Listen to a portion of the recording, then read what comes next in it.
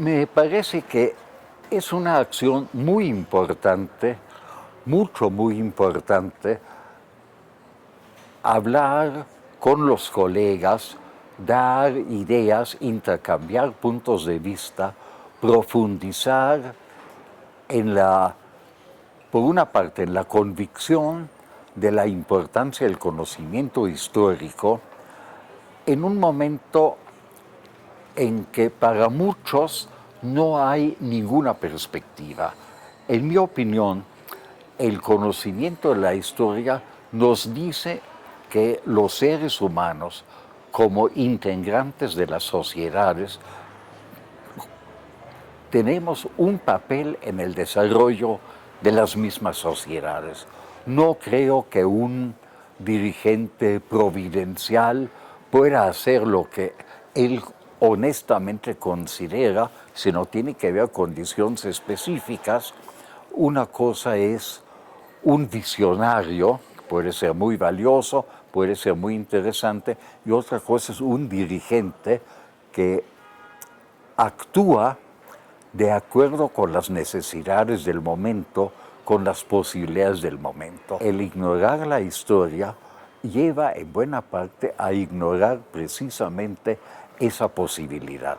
Estamos en vísperas de 2 centenarios que demuestran que el pueblo mexicano en ciertos momentos supo organizarse, supo realizar un cambio profundo. Algunos dicen que no deberían haber ido a la violencia, y les recuerdo que la violencia antes de la independencia la iniciaron precisamente los españoles que no querían la independencia. El famoso golpe de yermo contra el Ayuntamiento de la Ciudad de México. Y Madero, en 1908 o 1909, planteó que don Porfirio dejara de designar a su sucesor y dejara abierta la vicepresidencia. La respuesta de don Porfirio fue el exilio diplomático de uno de los precandidatos a la vicepresidencia, del general Reyes, y primero el no hacerle caso y después el encarcelamiento de Madero. Y frente a esto no hubo otra salida que la violencia. Esas son enseñanzas históricas.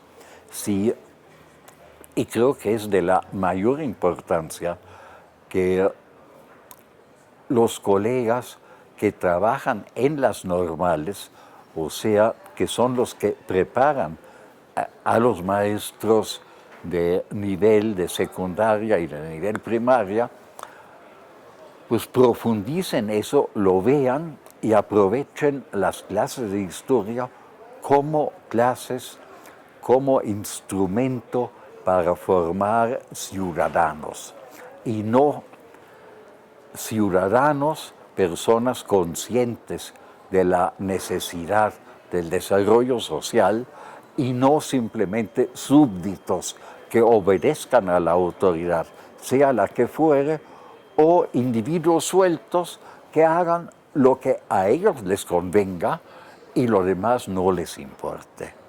Al hablar de archivos importantes, creo que en esa categoría hay que tomar muy en cuenta a los archivos de las normales. ¿Por qué?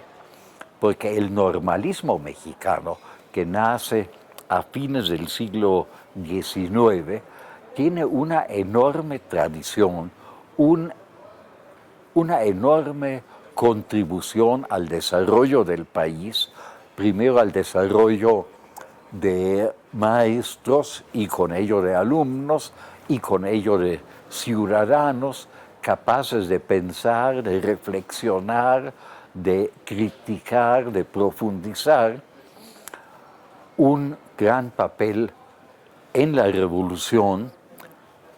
No hay que olvidar que muchas veces en los pueblos la única persona que tenía una relación directa con el Estado, que tenía cierta instrucción, o sea, un por más que hubo muchos maestros improvisados que apenas habían pasado cuarto de primaria y se lanzaron a dar clases porque no había otros, o inclusive porque era peligroso, porque había fuerzas que trataban de impedir la enseñanza.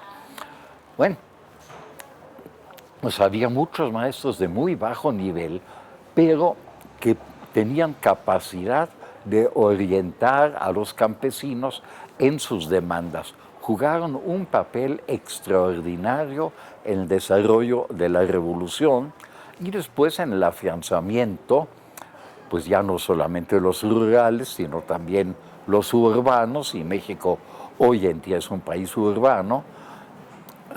Pues los maestros han jugado y siguen jugando un gran papel en un espíritu laico, es decir, en un espíritu que permite que cada quien tenga la religión que le dé la gana o ninguna, pero al mismo tiempo sepa respetar a otros que tengan otra. Es una de las bases esenciales para una convivencia pacífica. Y en buena parte esto se lo debemos a la separación del Estado y de la Iglesia, que se relaciona directamente con la reforma de mediados del siglo XIX. Pues el personaje emblemático es Benito Juárez, que tuvo los dos grandes méritos históricos, el de la segunda independencia, como se le llamó a la victoria sobre la intervención francesa, y el de la modernización del Estado, de crear un Estado laico, un Estado sujeto a la voluntad de sus integrantes, con pleitos internos, que es otra cosa que hay que examinar, pero a la voluntad de sus integrantes y no a una interpretación que alguien haga de una voluntad superior, superhumana. Y creo que las normales, como preparadoras, como instancias que preparaban y preparan maestros en distintos niveles, han jugado un papel extraordinario en eso.